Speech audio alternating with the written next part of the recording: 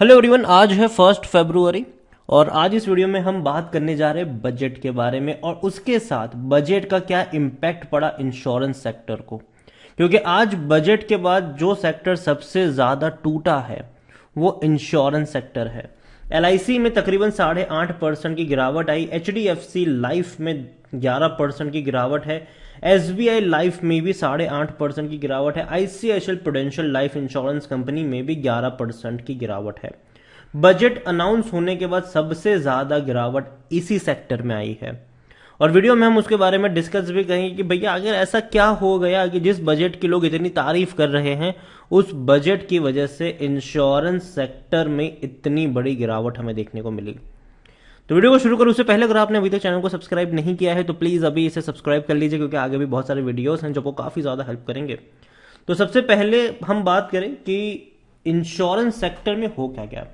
तो देखो, अभी सरकार का जो नया बजट आया उसमें जो टैक्स स्लैब है वो बढ़ा दिया गया। अगर आप ट्विटर पे भी जाके चेक करोगे 80C यहां पर खेल हो चुका है। ट्विटर पे आप देखो कि अभी जो नया बजट है उसके अकॉर्डिंग, जो नया टैक्स रिजीम है उसके अकॉर्डिंग 7 लाख से नीचे कोई टैक्स नहीं है जो भी कमाते हैं वगैरह। ये नया टैक्स रिजीम है। लेकिन ओल्ड टैक्स रिजीम में क्या था, पहले 5 लाख था, ठीक है। लेकिन नए टैक्स रिजीम में 5 लाख तो चलो ओल्ड टैक्स रिजीम में था, लेकिन आप कई सारे बेनिफिट्स ले सकते थे। जैसे कि 1.5 लाख का बेनिफिट आप ले सकते थे 80C में, 50,000 एनपीएस में, 1 लाख तक का एचआरए आप ले सकते थे, 20,000 तक का हेल्थ इंश्योरेंस आप ले सकते थे, ठीक है। तो अब नए टैक्स रिजीम में ये जो 80C है, एनपीएस है, एचआरए है, हेल्थ इंश्योरेंस है, ये सब हट चुका है।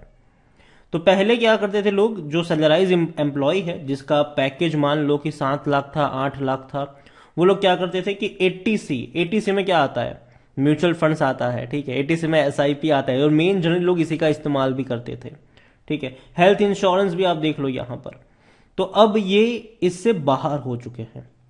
तो यही वजह है कि कहीं ना कहीं लोग अब डिस्करेज हो सकते हैं, जो सिर्फ और हालांकि वही लोग डिस्करेज होंगे जो सिर्फ और सिर्फ टैक्स बचाने के लिए म्यूचुअल फंड एसआईपी में निवेश करते थे, या फिर आप कह लो कि हेल्थ इंश्योरेंस तो लेते थे वहां पर।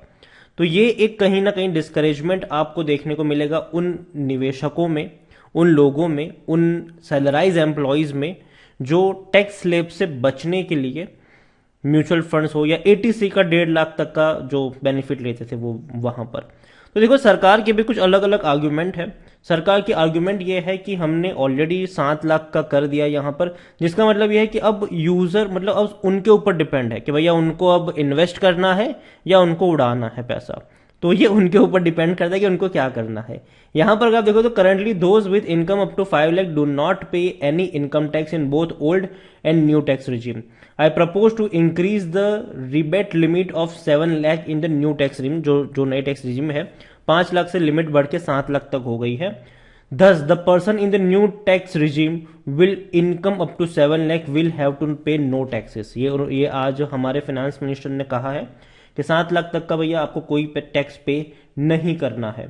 यहां पर एक्सपर्ट ये मानते हैं कि एक्सपर्ट फील कि policy decision to move towards the new tax regime which में aim to make section 80 and the tax saving components less lucrative will only reduce people willingness to invest in financial product।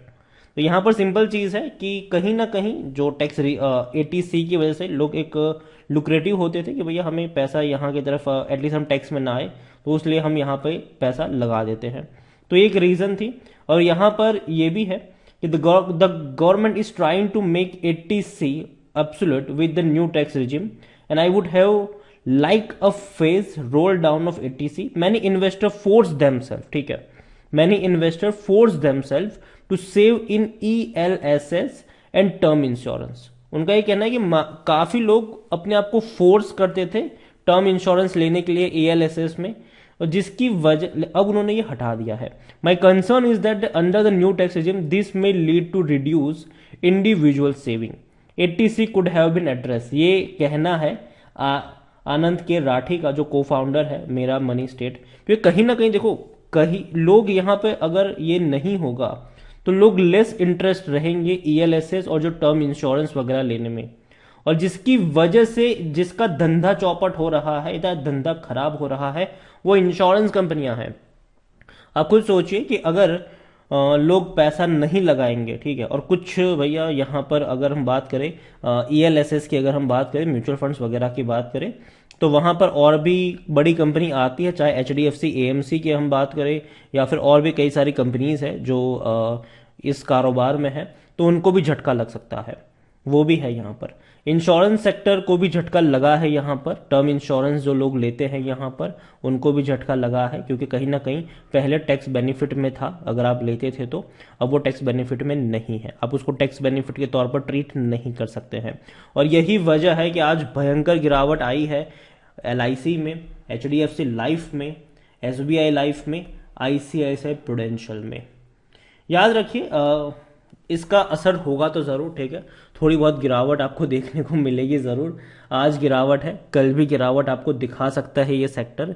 इन शहरों में आपको कल भी गिरावट देखने को मिल सकती है। और मेरे हिसाब से एक लेवल आएगा जहां पर ये अपने आप को सपोर्ट लेने की कोशिश भी करेगा।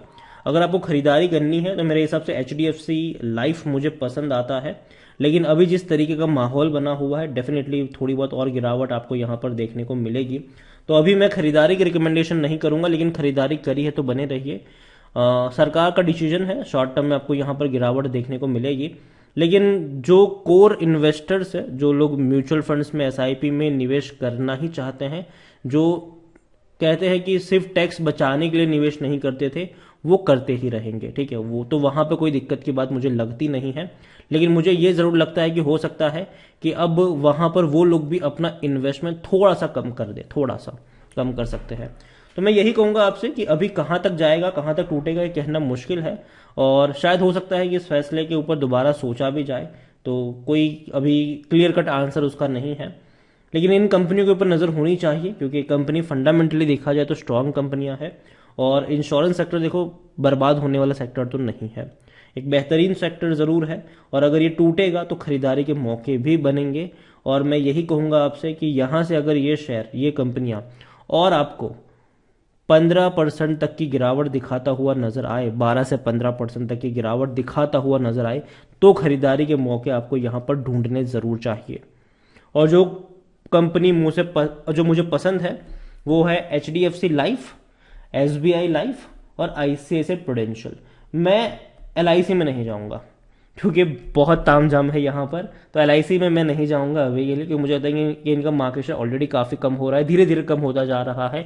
और दूसरी बात, सरकार यहाँ पर खिलौनों की तरह खेलती है इसके साथ, तो इसीलिए मैं उतना ज़्यादा इंटरेस्टेड LIC में नहीं हूँ।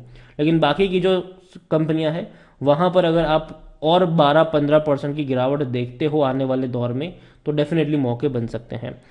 तो वीडियो को यहीं पे एंड करूंगा। पसंद आया हो तो लाइक करो, शेयर करें। चैनल पर अगर पहली बार है तो प्लीज़ सब्सक्राइब करें। और सरकार के इस डिसीजन के बारे में आप क्या सोचते हैं वो भी आप मुझे कमेंट में लिखकर बता सकते हैं। Thank you.